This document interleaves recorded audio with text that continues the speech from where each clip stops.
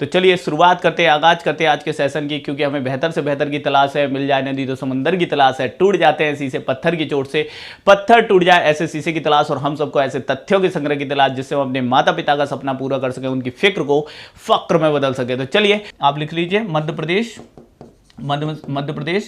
पद्मश्री, ठीक है,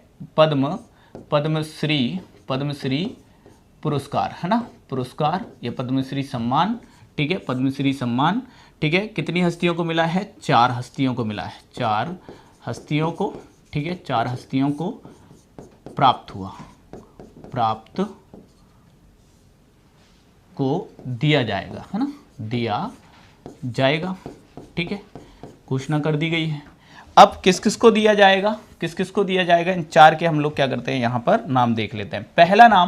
पहला नाम तो है, हम लोग पहले भी कई बार पढ़ते रहे हैं, मैं आपको समय समय में पढ़ाता रहता हूँ, जाना हुआ नाम है जोधैया। आपने जब ये नाम पढ़ा होगा तो आपको ताजुब नहीं हुआ होगा, है ना, क्योंकि आप इनके बारे में जान रहे थे। पिछले कई बार मैंने आपको इनका नाम पढ़ाया है, जोधैया बाई बैगा, ठीक है, जोधैया बाई के बारे में कई बार मैंने आपको पढ़ाया हुआ है। निश्चित रूप से आप इस नाम को पढ़ के ताजुब में तो नहीं आए होंगे, ये मुझे विश्वास है, ठीक है। यदि हम इनके नाम में देखें तो ये हैं कहाँ की? उमरिया की हैं, ठीक है, उमरिया से इनका संबंध है, उमरिया जिले की निवासी है। उमरिया में भी हम देखें तो लोहरा गांव है, ठीक है, उमरिया जिले के लोरहा गांव, ठीक है, लोहरा गांव की ये क्या है? निवासी है, ठीक है, ध्यान रखना, लोरहा गांव की ये क्या है? निवासी हैं। कौन है? तो जोधैया बाई है ना। अब देखो ये किससे संबंधित हैं, तो ये बैगा चित्रकला से, बैगा चित्रकला से ये संबंधित हैं, बैगा चित्रकला से संबंधित हैं, बैगा चित्रकला से। इनके चित्रों को ना इटली में भी प्रदर्शित किया गया था, ठीक है, 2019-20 में इटली में इनके चित्रों की प्रदर्शनी लगी थी, ठीक है। ये चीज, ये एक पॉइंट ये ध्यान रखना है। अगेन इंपॉर्टेंट पॉइंट इनके संबंध में कि इन्हें नारी शक्ति, ठीक है, ध्यान दीजिएगा, मैंने काफी पढ़ाया था आपको, नारी शक्ति सम्मान 2022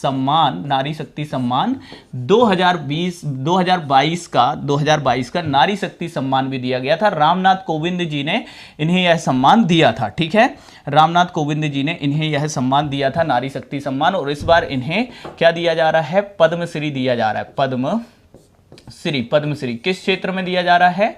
तो पद्मश्री 2023 से इन्हें सम्मानित किया जा रहा है। किसके लिए? कला के लिए। कौन सी कला? तो बैगा चित्रकला। किस जनजाति से संबंधित है? देखो लास्ट टाइम भी एमपीपीएससी प्री हुआ, उसमें भी आपके पद्मश्री सम्मान से पूछा गया था। उससे पहले वाला जो पीएससी प्री था उसमें भी 2020 के पीएससी प्री में भी पद्मश्री सम्मान से सम्मानित भूरीबाई थी 2021 में, तो उनके बारे में भी पूछा गया था और लास्ट टाइम भी पूछा गया और अगेन अब पूछा जाएगा। और मुझे पूरा विश्वास है कि जोधैया बाई, आज आप इनको लिख के रख लो, मुझे पूरा विश्वास है कि 100% यदि प्रश्न बना तो पहला प्रश्न इन्हीं से बनने की संभावना में होगी, जोधैया बाई बैगा के संबंध में, ठीक है। तो यहां पर आप बहुत अच्छे ध्यान रखना, जोधैया बाई एक हो गई। दूसरा देखो, दूसरे कौन है? दूसरे व्यक्ति देखो, दूसरे सेकंड नंबर के व्यक्ति देखो वो कौन है? तो दूसरे कौन है? तो ये है मुनीश्वर चंद्रावर, या इन्हीं को मुनीश्वर चंद्र डावर भी कह रहे हैं, ठीक है। तो मुनीश्वर, ठीक है, मुनीश्वर चंदावर, ठीक है, या फिर इन्हें ही क्या कह रहे हैं? डाबर, है ना, डाबर, डॉक्टर डाबर के नाम से भी इन्हें जाना जाता है। डॉक्टर डाबर के नाम से ये क्या है? प्रसिद्ध हैं। और ये कहाँ के हैं? तो ध्यान दीजिएगा, ये जबलपुर से हैं, ठीक है। कहाँ से हैं भाई? जबलपुर जिले से संबंधित हैं, जबलपुर जिले से संबंधित हैं। इन्हें किस क्षेत्र का दिया जा रहा है? तो ध्यान दीजिए, इन्हें मेडिसिन के क्षेत्र में दिया जा रहा है, मेडिसिन के क्षेत्र में दिया जा रहा है, ठीक है, मेडिसिन के क्षेत्र में दिया जा रहा है, चिकित्सा के क्षेत्र में इनको दिया जा रहा है, मुनीश्वर चंद्रावर जी को, जिन्हें डॉक्टर डाबर भी कहते हैं। कहाँ से आते हैं? जबलपुर से आते हैं मुनीश्वर चंद्रावर, ठीक है। अच्छा, इसमें जोधैया बाई बैगा जी की उम्र की यदि बात करेंगे तो 83 वर्ष की हैं। कितने वर्ष की हैं? 83 वर्ष की हैं जोधैया बाई बैगा जी, ठीक है। मुनीश्वर चंद्रावर जी, इन्हें मेडिसिन के लिए दिया जा रहा है। कहाँ से हैं? डॉक्टर डाबर के नाम से प्रसिद्ध हैं। जबलपुर में महानद्दा है, शायद वहां पर कहीं ये बैठते हैं, इनका क्लिनिक है, अभी भी ये करते हैं। 20 रुपए, या पहले 10 रुपए था, अब शायद 20 रुपए की पर्ची लेके ये इलाज करते हैं प्रॉपर तरीके से, ठीक है ना। हाँ 20 रुपये फीस है इनकी, हाँ ये वही है मुनीश्वर चंद्रावत डॉक्टर डाबर, है ना। मुझे मतलब मेरे फ्रेंड्स गए हुए हैं, लेकिन कभी मैं इनकी क्लिनिक तो नहीं गया, हाँ लेकिन मैं भी थोड़ा सा ऐसे जानता हूँ पहले से कि डॉक्टर डाबर हैं जबलपुर में, है ना। अब इसके बाद दो मतलब युगल हैं जिनमें दो लोग हैं, रमेश पवार और शांति परमार, है ना। रमेश परमार और शांति परमार जी, है ना, नोट करेंगे।